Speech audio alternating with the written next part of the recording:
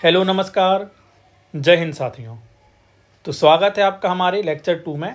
जैसा आपको पता है कि हमने लेक्चर 1 कंप्लीट कर लिया है और हम आज इसका लेक्चर 2 करने वाले हैं। मैं आपको बता दूं कि हम CCS कंडक्ट रूल 1964 को पढ़ रहे हैं, जिसमें हम उसके नियमों को भी ट्रिक्स के माध्यम से देखेंगे। और यह जो एक्ट हैं आपको LDC, UDC, section officer, assistant, Hindi typist और भी कई पोस्ट हैं जिसमें आपको एक्ट काम आने वाले हैं।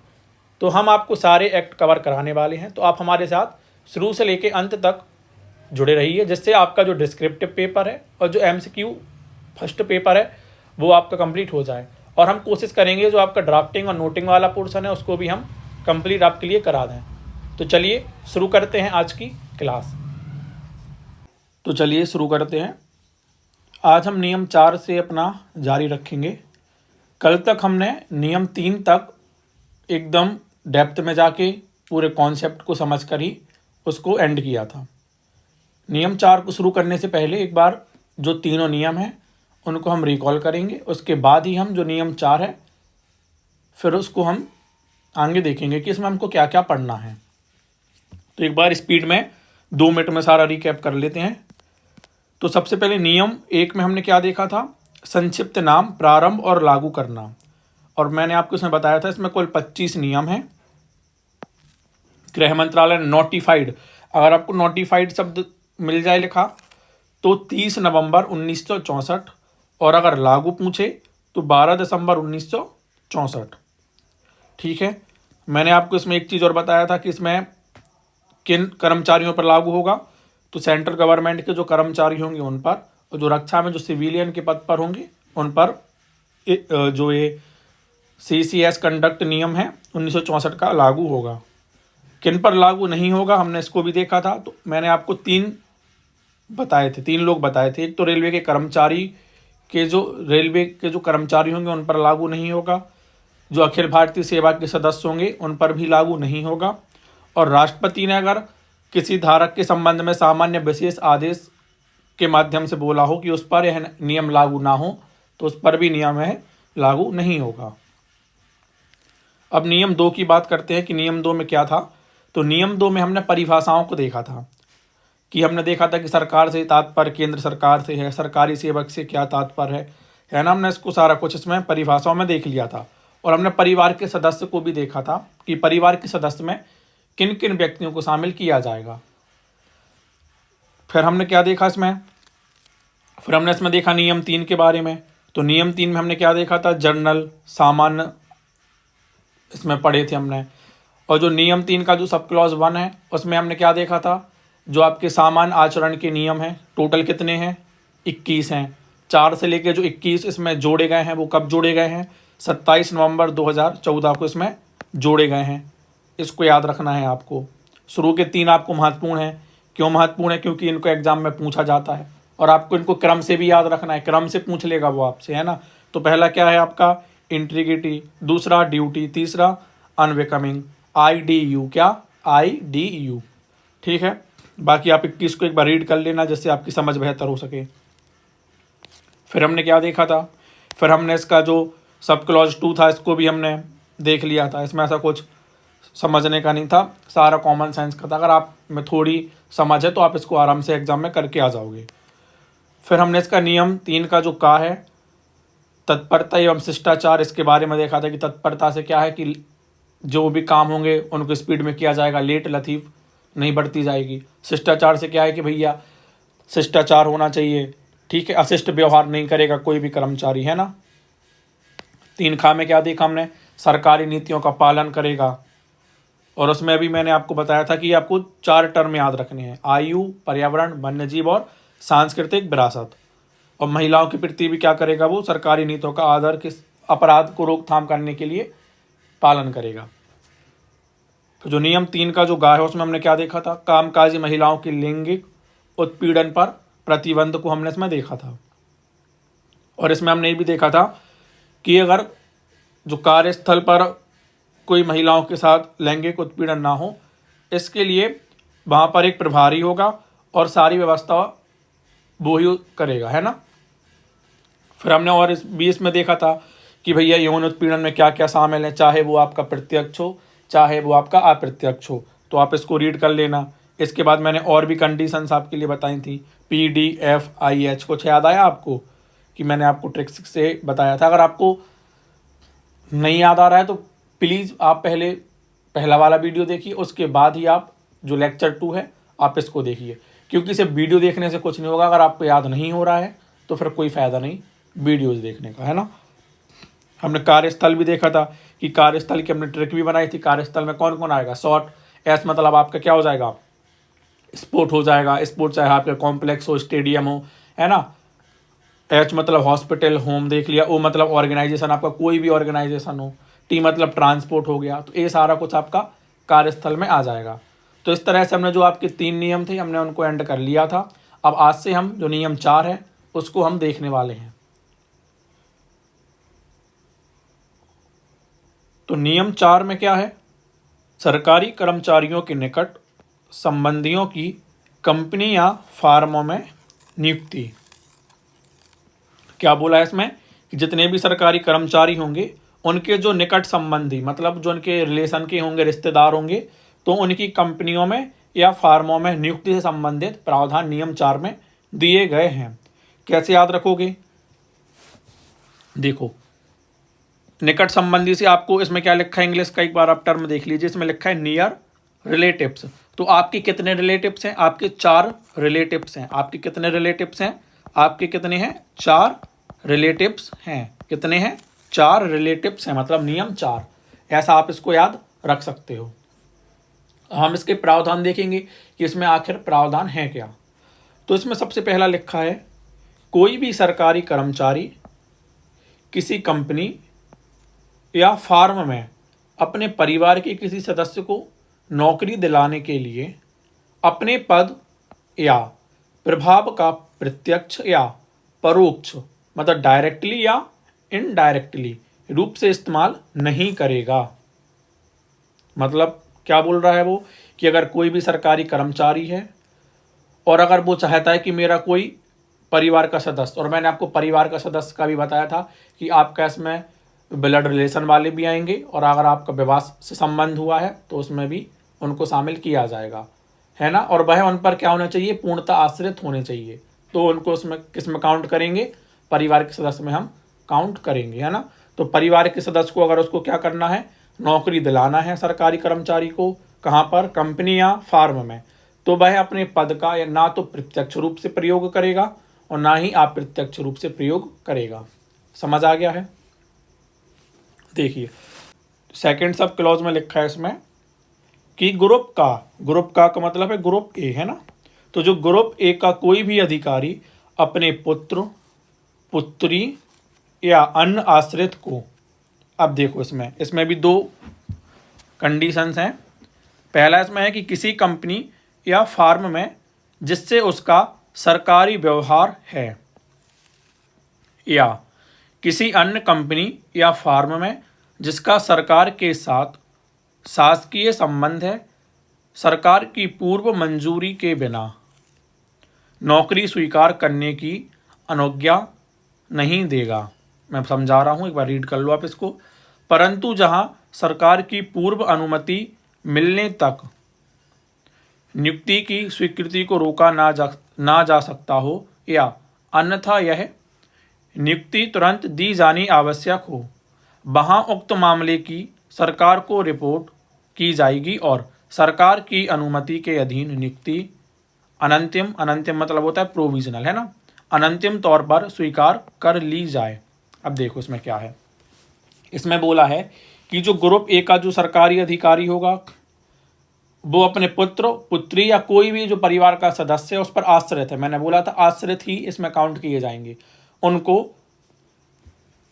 कहाँ पर नियुक्त नहीं करना, उनको कंपनी या फॉर्म में नियुक्त नहीं करना है। अब इसमें 2 कंडीशंस थी कि पहला फॉर्म तो कौन सा होना चाहिए? जहाँ पर उसका सरकारी व्यवहार हो। सरकारी व्यवहार से मतलब क्या हो कि सरकारी व्यवहार से तात्पर्य है कि जो उसका जो विभाग है और जो फार्म है उसके बीच कोई लेन देन ना होता हो, है ना, कोई डील ना हुई हो। आप इसको मेन डील से याद रख लो कि जो उसका विभाग है और जो फार्म है उसके मध्य कोई भी सरकारी डील ना हो, है ना। अगर डील है दोनों के मध्य तो वहाँ पर वो अपने पुत्र पुत्री या अन्य आश्रित को नियुक्त नहीं करेगा। और दूसरा उसमें क्या बोल रहा है, दूसरा उसमें बोल रहा है वो कि जिसका सरकार के साथ शासकीय संबंध है। मतलब इसका यह मतलब है कि जो फार्म होगा तो उसमें भी जो सरकार का हो वो क्या नहीं होना चाहिए, सरकारी संबंध नहीं होना चाहिए, है ना। अगर संबंध है दोनों कंडीशन में तो अगर आपको उसको नौकरी देना है तो आपको क्या करना पड़ेगा, सरकार की पूर्व मंजूरी लेना पड़ेगा। अगर सरकार से आप पूर्व मंजूरी नहीं लोगे तो आप नियुक्त नहीं कर सकते हो, है ना। तो मैंने क्या बोला है आपसे, अगर डील है मतलब सरकारी व्यवहार या शासकीय संबंध है तो आपको सरकार की पूर्व अनुमति लेना पड़ेगा। आपको इसमें पूर्व जो मंजूरी है इसको याद रखना है।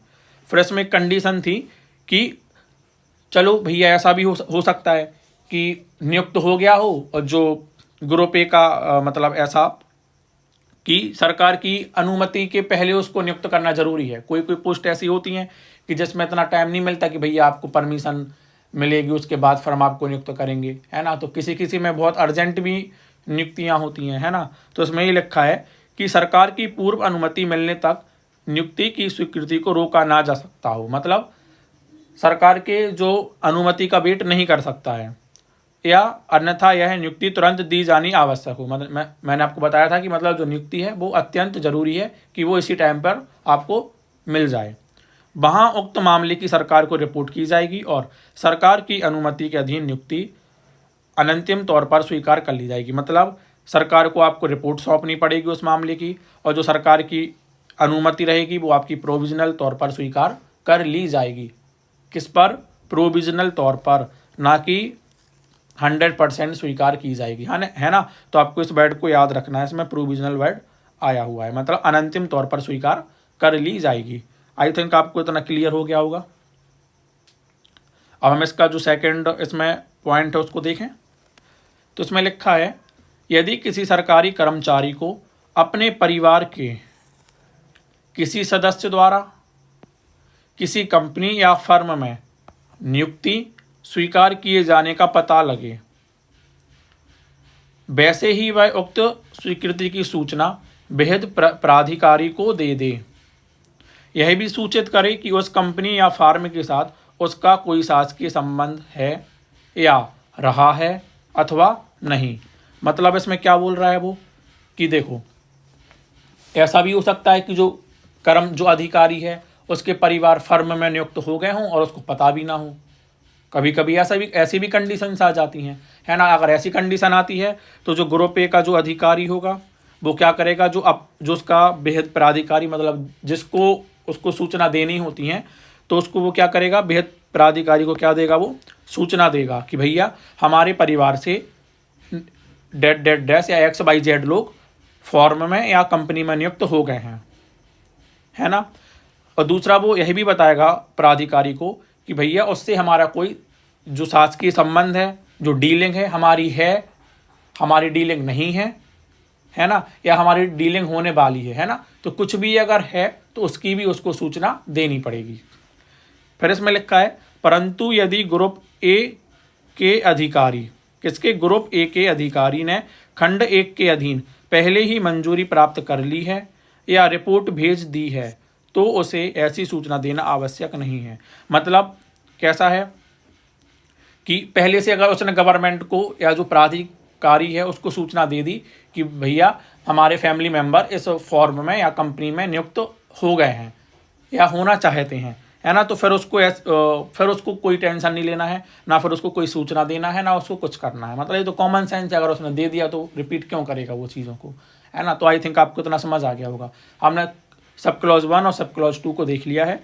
अब इसमें सब क्लॉज 3 है, उसको हम देखते हैं कि इसमें क्या प्रावधान है। तो इसमें लिखा हुआ है कोई सरकारी कर्मचारी अपने पदीय कर्तव्यों के निर्वहन में किसी कर्मचारी या फर्म के किसी मामले पर कार्रवाई नहीं करेगा या उसे या किसी अन्य व्यक्ति को कोई ठेका या ठेकी की मंजूरी नहीं देगा। यदि उसके परिवार का कोई सदस्य उस कंपनी या फार्म में या उस व्यक्ति के अधीन नियुक्त है या वह या उसके परिवार का कोई सदस्य उक्त मामले या ठेके में किसी अन्य रीति से हित वृद्ध है, तो वह सरकारी कर्मचारी इस प्रकार के प्रत्येक मामले या ठेके को अपने वरिष्ठ पदाधिकारी को भेज देगा। तत्पश्चात वह मामला या ठेका जिस प्राधिकारी को भेजा गया हो उसके अनुदेश के अनुसार निपटाया जाएगा। मतलब क्या बोल रहा है वो, सिंपल सा है, इसमें कुछ ऐसा रॉकेट साइंस नहीं है। इसमें बोला है कि अगर कोई सरकारी कर्मचारी है और वो अपने पद के निर्वहन, मतलब वो अपने पद पर है ना, मैं किसी कर्मचारी या फार्म के किसी मामले पर कार्रवाई नहीं करेगा। मतलब अगर वो पद पर है तो वो क्या करे, जो फार्म है या जो कंपनी है उनके कर्मचारी पर क्या नहीं करेगा, कोई भी कार्रवाई नहीं करेगा, या उसे किसी अन्य व्यक्ति को ठेका या ठेके की मंजूरी नहीं देगा। मतलब ऐसा नहीं होगा कि भैया उसका फैमिली मेम्बर उसमें नियुक्त है तो अब वो चाहे कि भैया हम इसको अब ठेका दे रहा है ना, इसको हम कुछ भी मतलब बढ़िया बढ़िया चीज़ कर दे रहा, तो ऐसा फिर वो कुछ नहीं करेगा यदि उसके परिवार का कोई सदस्य उस कंपनी या फार्म में उस व्यक्ति के अधीन नियुक्त है। समझ आ गया है।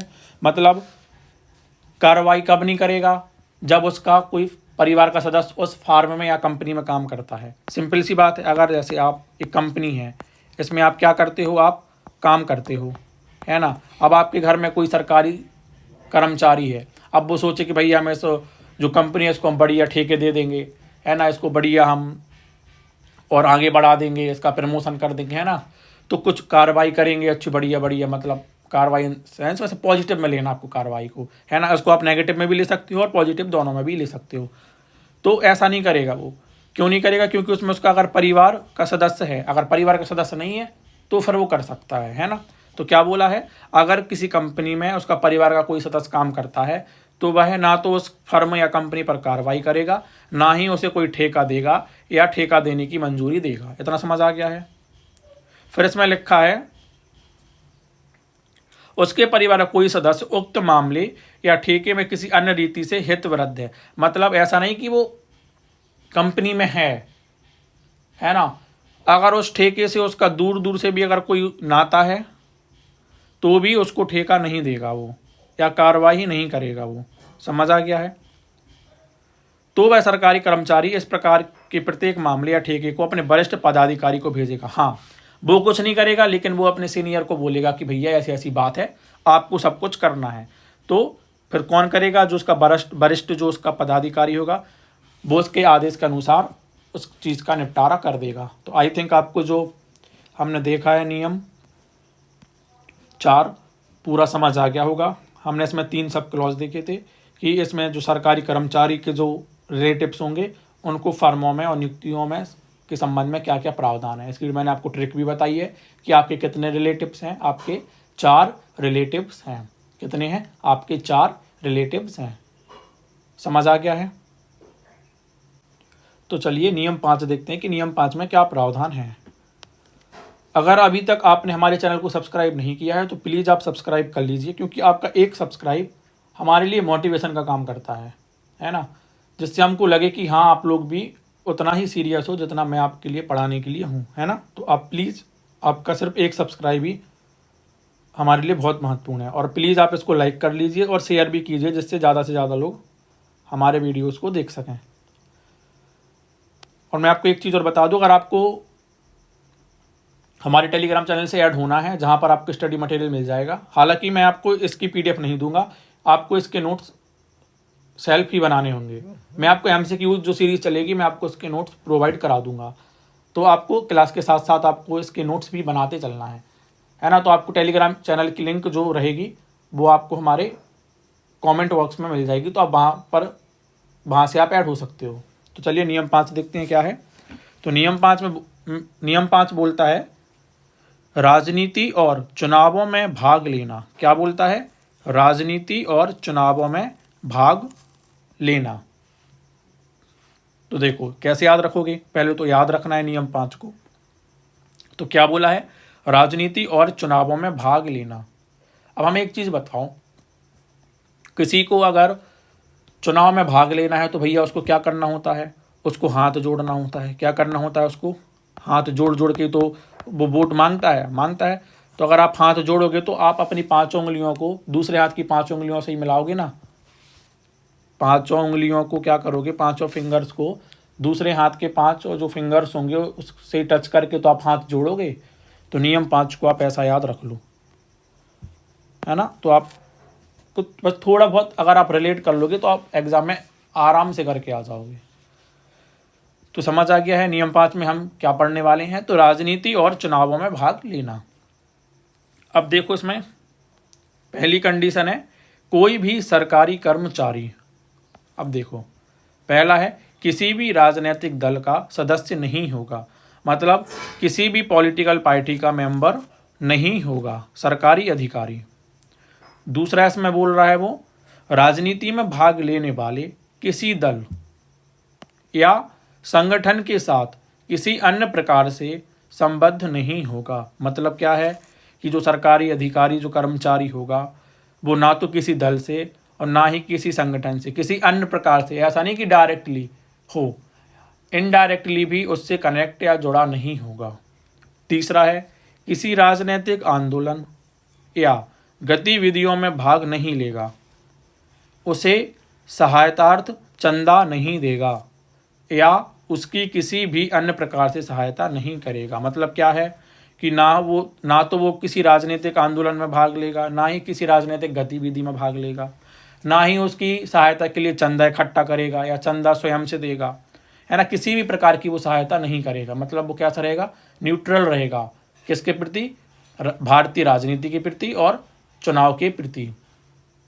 ठीक है। अब इसमें दूसरा जो सब क्लॉज है वो क्या बोल रहा है, उसमें लिखा है प्रत्येक सरकारी कर्मचारी का यह कर्तव्य होगा कि, क्या कर्तव्य है देखिए, अब वह अपने परिवार के किसी भी सदस्य को किसी ऐसे आंदोलन या गतिविधियों में जो प्रत्यक्ष या अप्रत्यक्ष रूप से सरकार के प्रति विद्रोह की भावना से प्रेरित हो या ऐसे जान पड़े तथा विधि द्वारा ऐसा स्थापित हो चुका हो, भाग लेने, सहायतार्थ चंदा देने या किसी भी अन्य प्रकार से सहायता करने से रोकने में असमर्थ हो, तो वह इस संबंध में सरकार को सूचना देगा।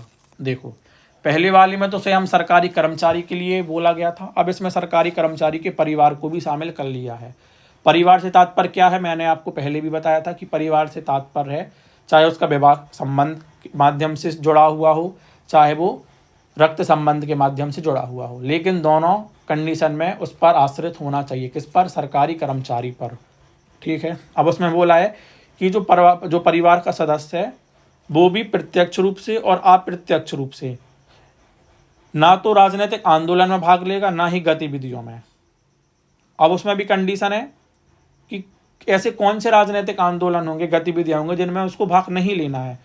तो कौन से वो होंगे, जिसमें सरकार के प्रति विद्रोह की भावना हो या उसको लग रहा हो कि भैया इसमें हो सकता है, या फिर विधि ने कोई ऐसा कानून के थ्रू या फिर बोल सकते हैं कि जो कोर्ट के थ्रू कोई चीज़ ऐसी निकल आई हो जिसके द्वारा पता लगता हो कि भैया हमको इससे दूर रहना है ना। या चंदा, भैया उसको चंदा भी नहीं देना या किसी भी प्रकार की उसको सहायता नहीं करना है। कंडीशंस क्या है, कंडीशन सिर्फ एक ही है कि सरकार के प्रति अगर विद्रोह की भावना है तो उसको सिंपल आपको याद रखना है कि उससे परिवार के सदस्य को भी दूर रहना है।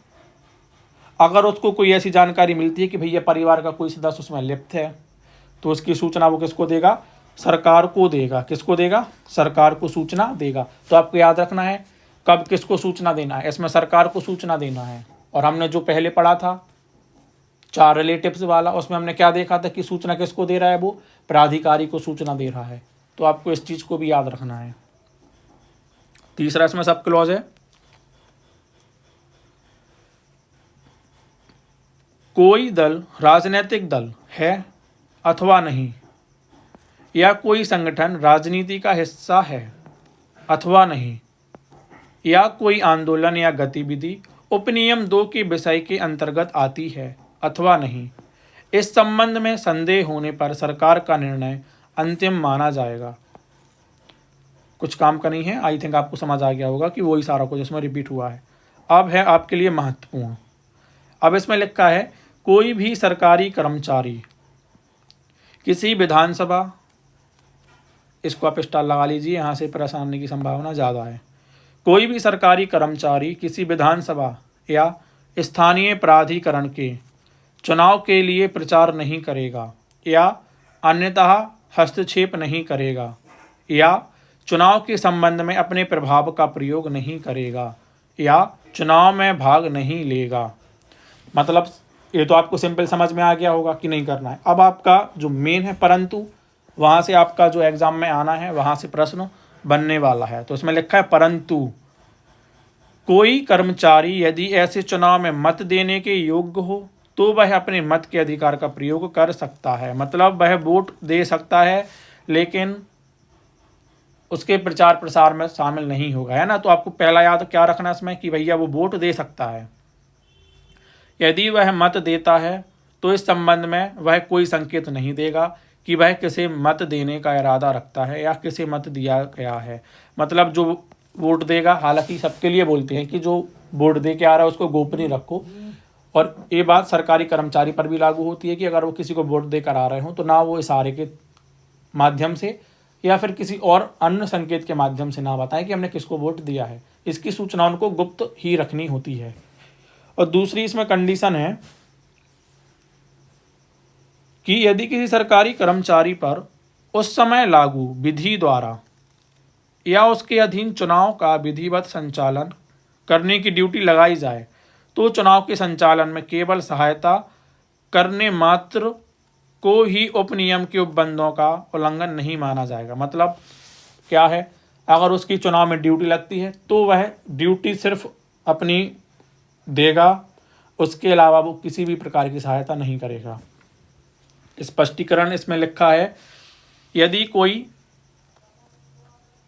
कोई सरकारी कर्मचारी स्वयं अपने ऊपर या अपने वाहन अथवा आवास पर कोई चुनाव चिन्ह प्रदर्शित करता है तो इसे उपनियम के अर्थ में चुनाव के संबंध में अपना प्रभाव इस्तेमाल करना माना जाएगा। सिंपल से आपको याद रखना है, ना तो सरकारी कर्मचारी अगर वोट देने जा रहा है तो ना तो वे इशारे के माध्यम से बता देगा कि भैया हमने इसको फलाना राजनीतिक दल हमने इसको वोट दिया है, ना तो वो अपने ऊपर, ना जो उसके पास वाहन होगा उस पर कोई चुनाव चिन्ह लगाए, ना ही वो अपने आवास में। अगर मिलता है तो भैया यह माना जाएगा कि भैया वो क्या कर रहा है, चुनाव का प्रमोशन कर रहा है ना। तो आप आई थिंक आपको जो नियम 5 है समझ आ गया होगा। इसकी ट्रिक मैंने आपको बताई क्या थी कि भैया चुनाव में जब जाते हैं राजनेता लोग तो दोनों हाथ जोड़ते हैं, है ना, और एक हाथ में 5 उंगलियां होती हैं। जब 5 उंगलियां जब दोनों हाथों से टच होंगी तभी आप हाथ जोड़ोगे। तो नियम 5 उंगली से आपको ऐसे रिलेट करना है। बाकी मैंने सारा कुछ इसमें आपको बता दिया है, तो आई थिंक आपको अब इसमें कोई दिक्कत नहीं आएगी। चलो छठवां नियम देखते हैं कि नियम छठवां क्या बोलता है, नियम 6 क्या बोलता है। तो नियम 6 में क्या है, तो नियम 6 बहुत छोटा सा नियम है। इसमें बोला गया है सरकारी कर्मचारी को संस्थाओं का सदस्य बनाना। क्या बोला है, सरकारी कर्मचारियों को संस्थाओं का सदस्य बनाना। किस में है, नियम 6 में है। अगर आपको पूरे नियम की ट्रिक्स चाहिए है तो आप हमारे लिए कमेंट बॉक्स में बता देना, तो हम आपको पूरे नियम की एक टेबल फॉर्म में सारे नियम लिख देंगे, ट्रिक्स भी बता देंगे और पूरा याद करा देंगे, है ना। तो अभी मैं इसकी नहीं बता रहा हूँ, अगर आप लोग बोलेंगे तो फिर मैं आपको सारा ट्रिक्स से इसको याद करा दूंगा। तो इसमें क्या बोला है, सरकारी कर्मचारियों को संस्थाओं का सदस्य बनाना। अब इसमें प्रावधान है, कोई भी सरकारी कर्मचारी किसी ऐसी संस्था का सदस्य नहीं बनेगा या नहीं बना रहेगा जिसके उद्देश्य या गतिविधियां भारत की संप्रभुता और अखंडता या सार्वजनिक व्यवस्था या नैतिकता के प्रतिकूल हो। समझ आ गया है। मतलब वो ऐसी किसी भी एसोसिएशन का मेंबर नहीं होगा जिसमें भारत की संप्रभुता को कोई नुकसान हो, अखंडता को कोई नुकसान हो, सार्वजनिक व्यवस्था को कोई नुकसान हो या उसकी नैतिकता को कोई नुकसान हो या प्रतिकूल प्रभाव पड़ता हो। तो आपको 4 टर्म याद रखना है।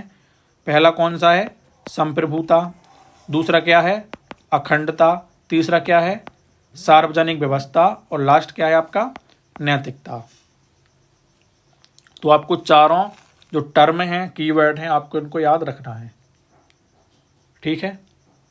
तो इसमें ऐसा कुछ था नहीं, ये खत्म हो गया है नियम 6। बस इसमें आपको इतना 4 वर्ड याद रखने की संप्रभुता, अखंडता, नैतिकता और सार्वजनिक व्यवस्था को अगर प्रतिकूल प्रभाव पड़ता है तो वह ऐसी किसी भी संस्था का सदस्य नहीं रहेगा या ना ही बना रहेगा। समझ आ गया है नियम 6। तो नियम 7 देखते हैं कि नियम 7 क्या बोलता है।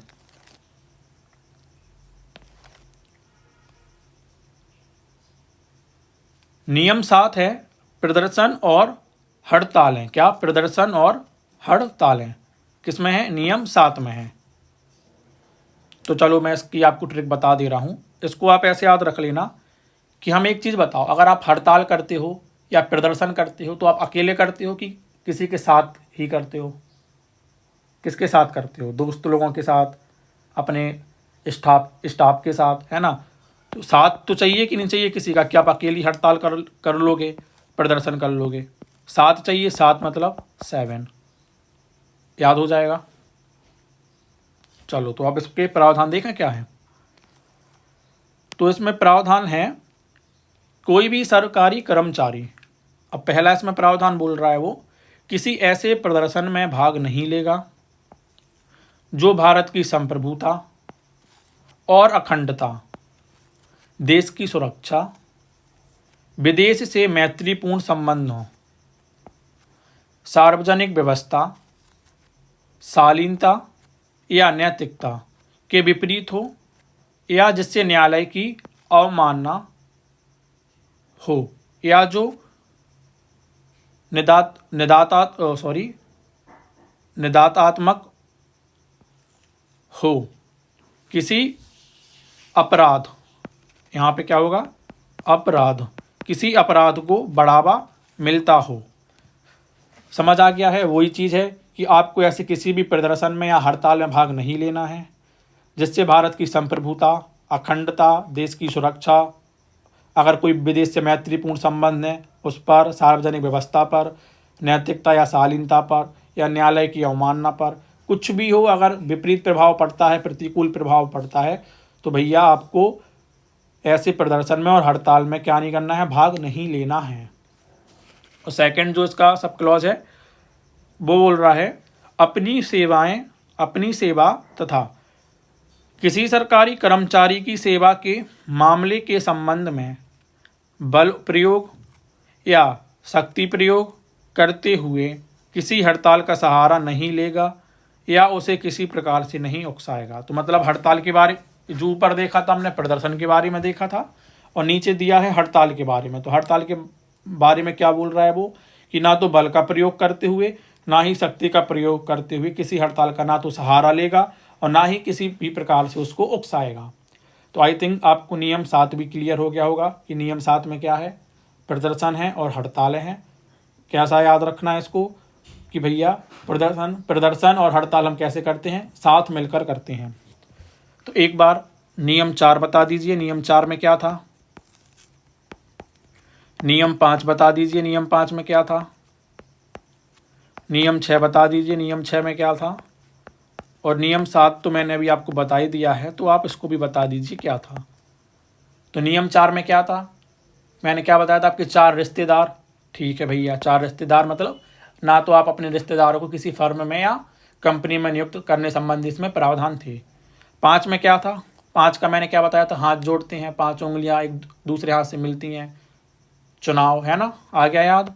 6 में क्या था, 6 की मैंने आपको ट्रिक नहीं बताई थी, है ना, चलो तो बता दूंगा मैं अभी। और 7 का मैंने क्या बताया था, इसकी ट्रिक बताई मैंने, हाँ बताई है। क्या बताई है कि 7 क्या करते हैं, हड़ताल करते हैं और प्रदर्शन को करते हैं। इतना समझ आ गया है।